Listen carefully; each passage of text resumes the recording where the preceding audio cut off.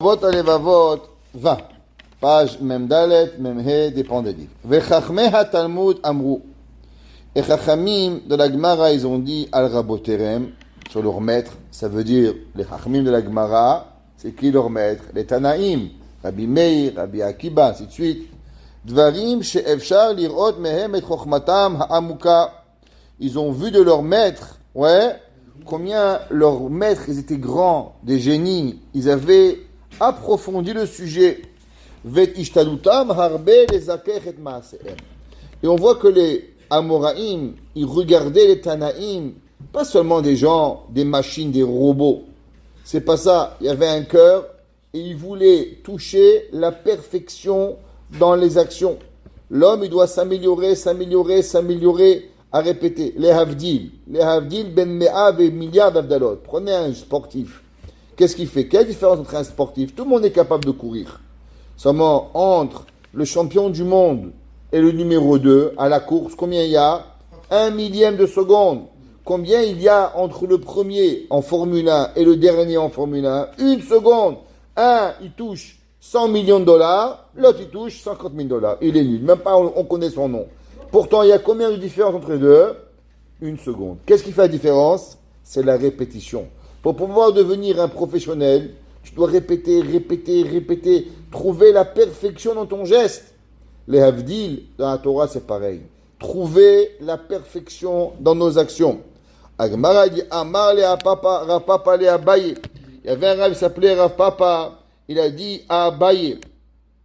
Il lui a demandé pourquoi, la Gemara raconte là-bas, pourquoi les grands maîtres de la Gemara, il leur arrivait des miracles. Ça veut dire, la Gemara, il dit, Rav Papa, il dit, tu vois les Tanaïm, il leur arrivait des grands nissim. Nous, il nous arrive pas des nissim. La Gemara, il dit, Maï shena rishonim, itcharish le'u nissa. Pourquoi eux, ils vivaient dans une vie miraculeuse. Dès qu'ils avaient besoin de quelque chose, ils avaient. La Gemara dit qu'il y avait la famine, il arrivait Rabbi Akiba, il enlevait la chaussure, boum, la pluie, elle venait.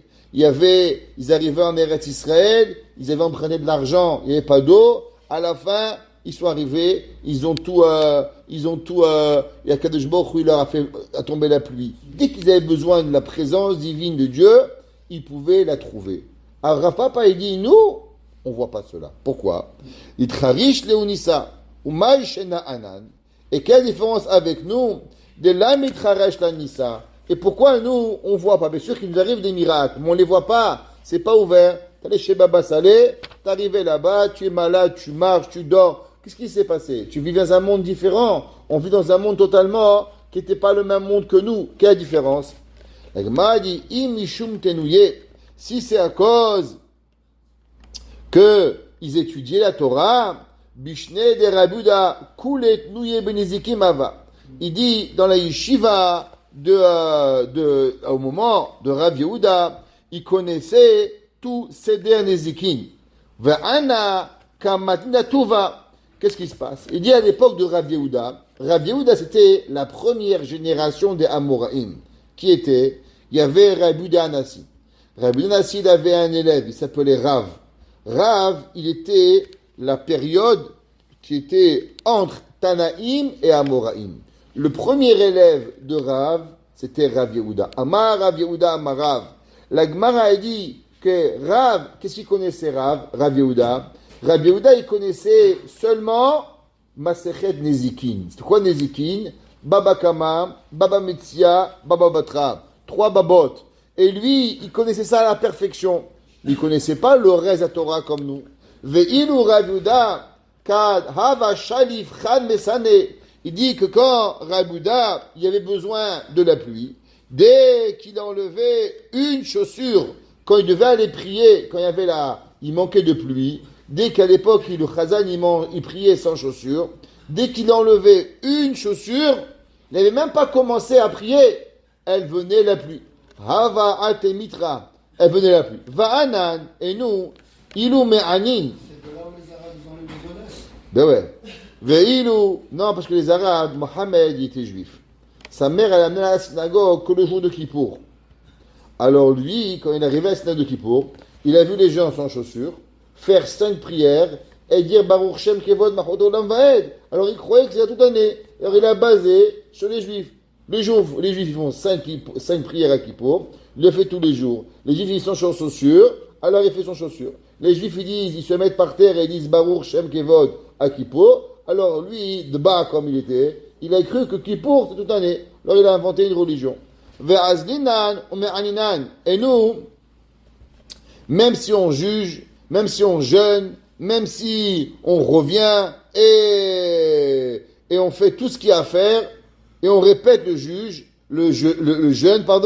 l'ikaman de mashgiarban. Il n'y a personne qui va s'occuper de nous. Kaviachol, Akadosh Baruch Hu, il va pas nous écouter. Amarle.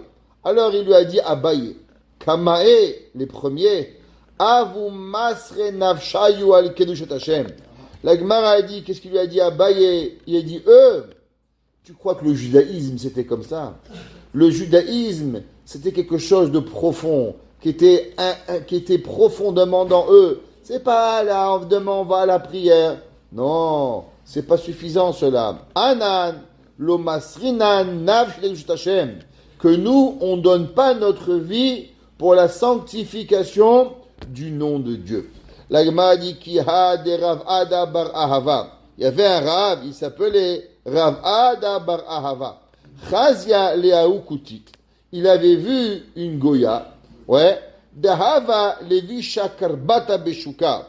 Il a vu, elle avait un habit qui coûtait très cher, qui était en châtenaise, comme ça Rashi dit.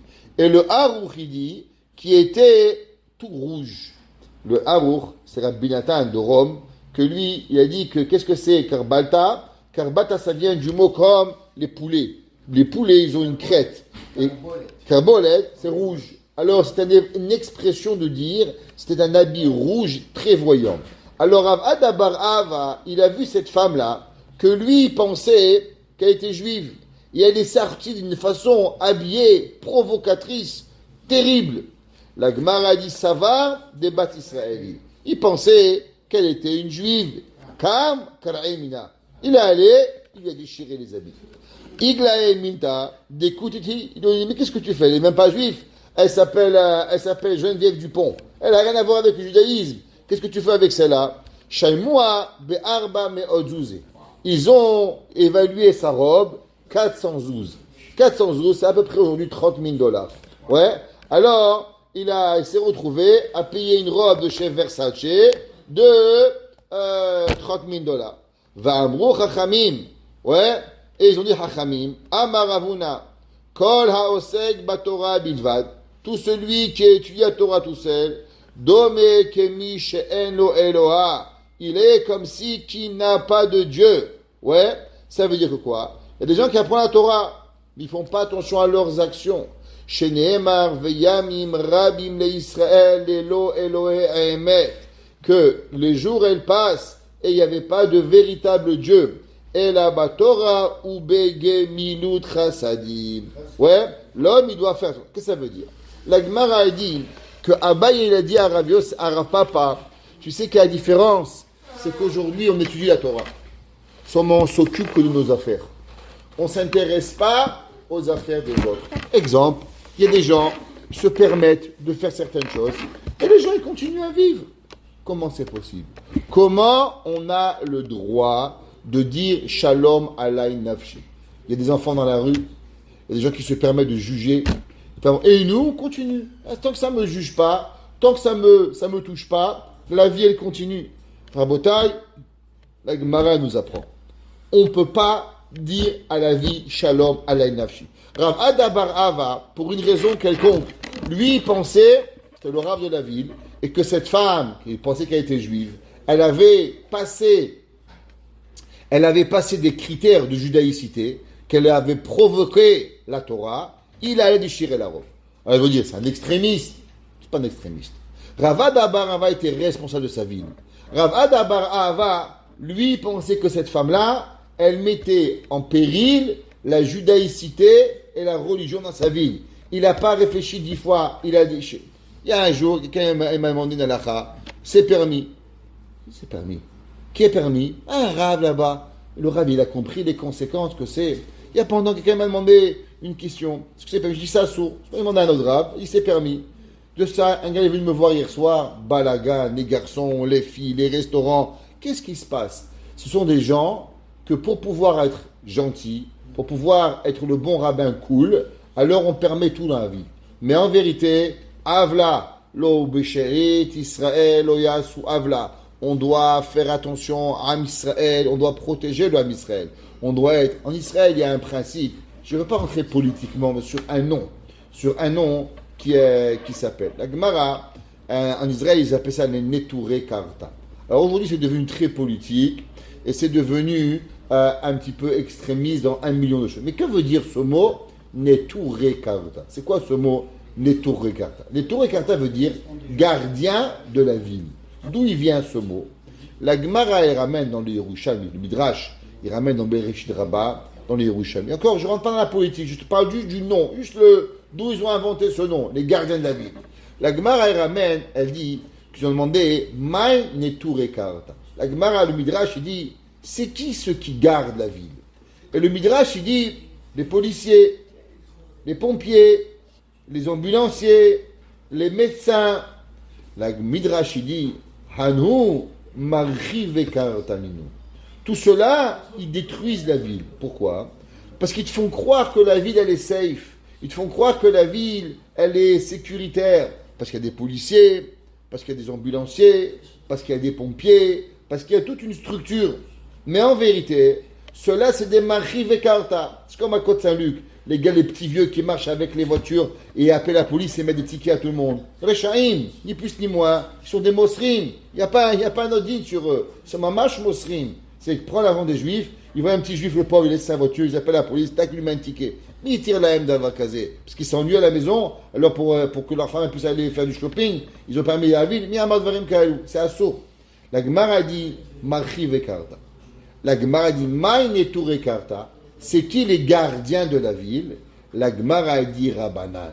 La Gemara dit c'est celui qui apprend la Torah. De là vient le mot Neturei Karta. C'est quoi Neturei Karta? Pas les gens qui jettent des pierres en Israël, c'est pas ça. C'est comme Chassidim. Elle n'est pas de la Gemara. Chassidim n'a rien à voir qu'un Shtraimel. Chassidim veut dire des gens pieux, des gens qui font plus que la Torah, plus que ce que la Halacha demande. C'est un Chassid après la Torah. Pas un Shtraimel qui est né en Pologne, c'est pas ça le principe. Un Chassid la Torah, c'est un homme qui fait plus que ce qu'on lui demande. C'est quoi un Neturei Karta, un gardien de la ville, d'après le Midrash dans Yerushalmi? Ce sont les Hachamim qui s'assurent que la ville, elle est gardée en sécurité. Comment on est gardé en sécurité? On est gardé en sécurité quand il y a des yeshivot, quand il y a des kolalim, quand il y a des shiurei Torah. Ça, c'est la façon comment on est gardé en sécurité. Pareil, dans chaque endroit, il faut savoir que les rabbanim, les gens ils pensent, mais de quoi ils se mêlent? Non, les rabbanim, c'est comme ça qu'il faut faire. C'est comme ça qu'ils doivent mettre les gardiens de la ville. Ils doivent regarder qu'est-ce qu'il y a. Quand on voit qu'il y a une brèche qui se fait, alors automatiquement, on doit prendre position. La Torah, elle doit garder la ville. La Torah nous demande de regarder de loin qu'est-ce qui est permis, qu'est-ce qui est interdit. Et même si c'est permis, est-ce que ce principe-là, il va arriver à créer un problème? Je ramène toujours la même histoire à propos des femmes qui voulaient mettre des pantalons sous les robes. Et j'avais dit que c'était un sourd. Et un rave, il est venu, il c'était permis. Je lui ai dit, tu verras un jour la catastrophe que ça va apporter. Et aujourd'hui, toutes ces femmes qui mettent des pantalons, la jupe elle est partie, le pantalon il est resté. Et plus le temps il passe, et plus la jupe elle est montée, et le pantalon on le voit. Ce qui est sourd, une femme elle n'a pas le droit de porter un pantalon. C'est un sourd mishum lotilbash. On n'a pas le droit. Comme un homme il n'a pas le droit de parler à la synagogue, comme un homme il n'a pas le droit d'arriver en retard, la femme elle a la compte à elle. Mais c'est pas parce que le mari il arrive en retard à la synagogue qu'il donne le droit à la femme de mettre un pantalon. Rien à voir rien avec l'autre. Le mari il arrive à l'heure, la femme elle met pas son pantalon, le mari doit faire Shmirat Shabbat, la femme elle doit allumer ses bougies, le mari il doit aller étudier, la femme elle doit faire sa prière. C'est des obligations qui sont indépendantes l'un de l'autre. On ne peut pas mélanger l'un avec l'autre. C'est pas une tchouchouka la religion. La religion c'est pas une dafina. Mais une chose qui est certaine, la Gemara dit, on ne peut pas vivre shalom ala nafshi. On ne peut pas se permettre de vivre dans un endroit et dire, moi je fais ma vie et le reste ça va. Ça, c'est détruire le Ham Israël. On doit faire attention à ce qu'on fait, à comment on se comporte pour pouvoir arriver. Maintenant, qu'est-ce que ça veut dire Gemilut Chassadim? Gemilut Chassadim, ouais, c'est pas seulement faire comment on appelle ça, aider les autres. Souvent, on fait des gestes sans s'en rendre compte, qui détruisent. Par exemple, il dit Rabbeinu Yona. Rabbeinu Yona, il dit Oy la racha, oy l'ishreno. Malheur au mécréant, malheur à son voisin. Il dit, mais de quel voisin tu parles? Qu'est-ce qu'il a fait le rachat, qui s'appelle rachat? C'est qui la personne qu'on n'a pas le droit de vivre avec lui? Il dit Rabbeinu Yona, un homme qui ne se lève pas le matin à la prière. Pourquoi? Tu vois un gars, il ne se lève pas à la prière. Alors toi, tu ne vas pas te lever, tu ne vas pas avoir honte. Mais si ton voisin il se lève à la prière, hey, shalom, ça va, Boker Tov, on va te ce matin. Ah, Yitzhak, on va ensemble, à quelle heure on va ensemble? Alors il y a un mouvement de foule qui se crée. C'est normal, c'est comme ça qu'il fait. Mais si mon voisin, il se permet certaines choses, automatiquement, ça m'amène à moi à me permettre.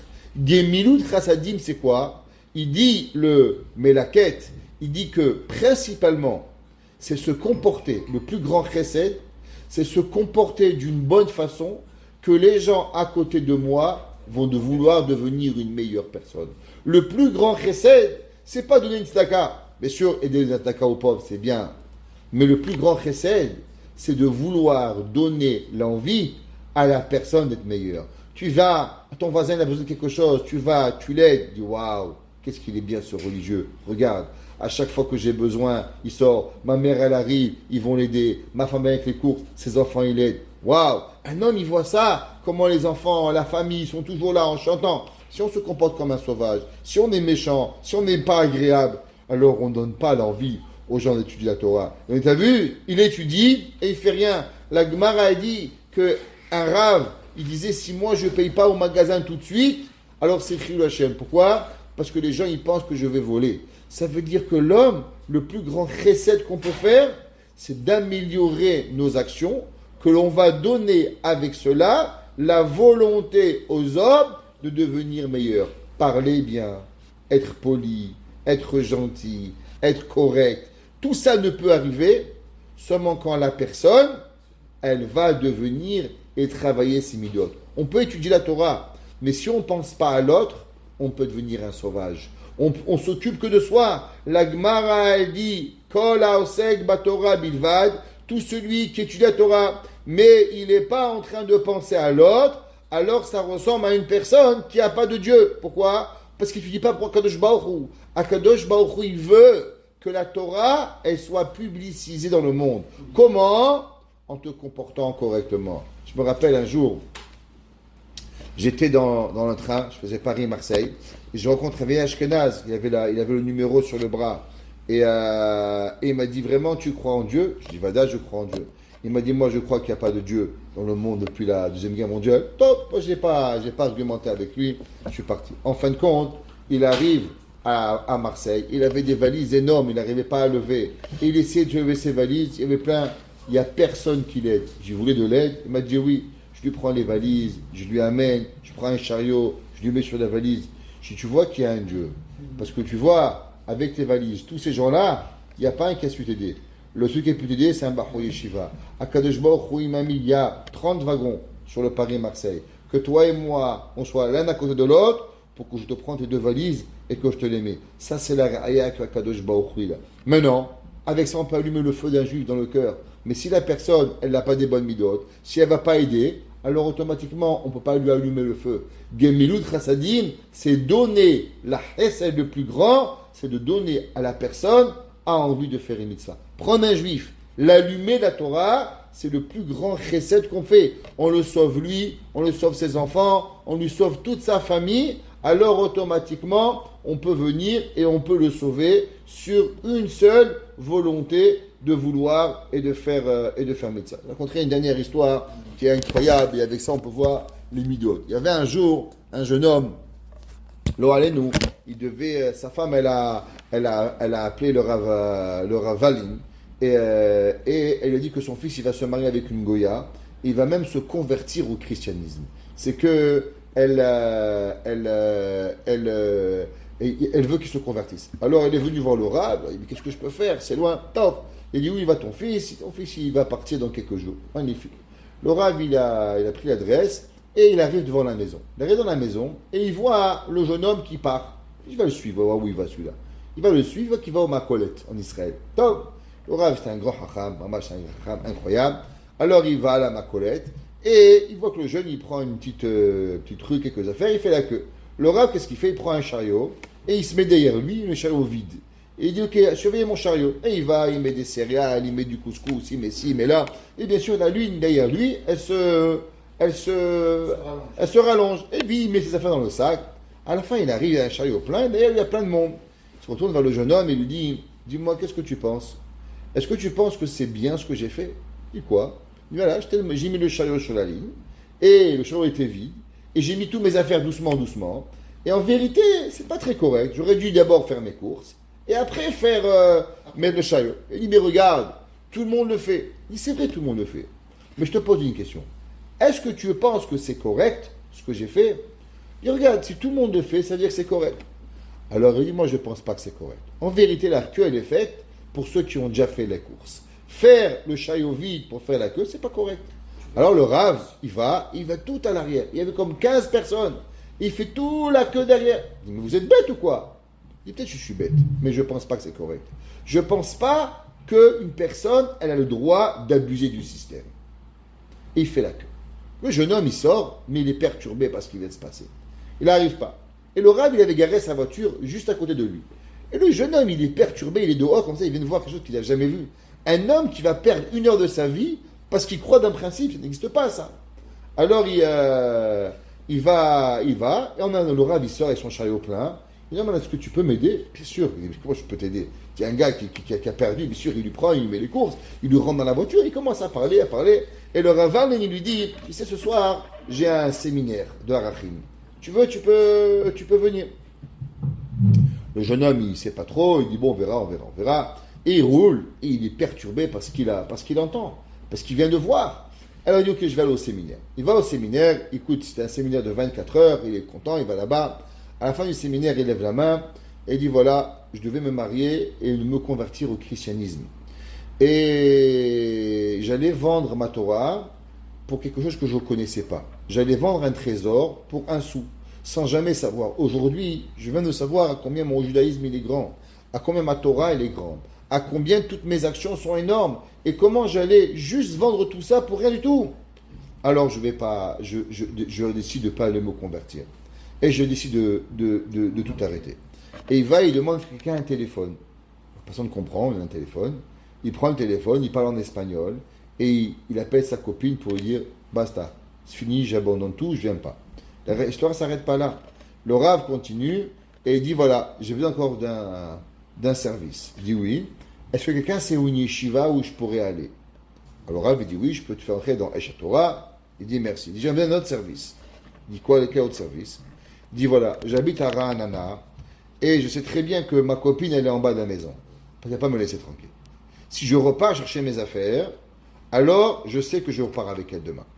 J'ai besoin que quelqu'un va chez ma mère, qui récupère mes affaires et m'amène directement à la yeshiva. Parce que je ne serais pas capable de tenir le nisayon de la voir. Si je la revois, je vais. Le Rav, il dit pas de problème, on s'en occupe. Le Rav le prend et il va chez sa mère, il prend des affaires et il amène la mère. Elle n'arrive pas à croire. Qu'est-ce qui s'est passé à mon fils en 24 heures? Top. Le Rav, il le prend et le Rav, il amène, il va en Israël, à Yerushalayim. Et quelque temps, il écrivait au Rav. Un beau jour, le Rav n'entend plus parler de lui. L'année, elle passe et le Rav, toujours il avait en tête qu'est-ce qui s'est passé avec ce garçon-là. Et le Rav, un jour, est invité à Mexico City pour pouvoir faire une conférence. Et il arrive à Mexico City dans un collège, et dans le collège, il voit un gars qui arrive, une barre, tout le monde lui dit bonjour, et d'un coup, il y a un gars qui lui met la main sur l'épaule, il commence à lui parler, comment ça va, Rabino? Comment ça va, monsieur le rabbin? Le Rav, il dit, tu me reconnais? Il dit, non, je ne te connais pas qui tu es. Et le gars, il lui dit, la ligne dans la macolette, ça te dit? Et le gars, il n'arrive pas à croire. Il voit un gars, une barbe, des péotes. Et là, il a eu demandé, est-ce que tu as des enfants? D'un coup, il voit avec lui 2 petits-enfants qu'il appelle Padre, Papino. Il est avec lui, ils sont avec lui. Il ne croit pas. Et il dit, tu as vu, Rabbi, qu'est-ce que juste une ligne dans un supermarché, ça peut faire? Voilà où elle est ma vie. Il a dit, le Rav Zilberstein, les gens, ils pensent qu'avoir du zèle, c'est déchirer des robes. On n'est pas obligé de déchirer des robes pour pouvoir y arriver. Des fois, un bon comportement, dans un supermarché peut faire autant de grandes choses que Pinchas. Pinchas, lui, il a eu besoin de tuer Zimri pour pouvoir y arriver. Ça, c'est Pinchas. Nous, on n'est pas Pinchas, on n'a pas besoin de tuer. On n'a pas besoin de déchirer une robe, on n'a pas besoin. Mais on peut tous avoir un bon comportement. On peut tous être polis, on peut tous être gentils, on peut tous arriver. Il y a un gars, il attend la place, tu lui laisses la place, lui piquer la place. Il n'y a pas besoin d'arriver à la synagogue, de faire un scandale pour quelque chose. Il n'a pas trouvé de place, donne-lui la tienne. Tu arrives à un chiot, elle n'est pas là, lève-toi, donne-lui, fais. Il y a des actions qu'il peut faire, encore, si c'est plus grand ou au même niveau que Pinchas, sans déchirer, juste avec une action parfaite. Baruch Hana Leolam. Amen ve amen.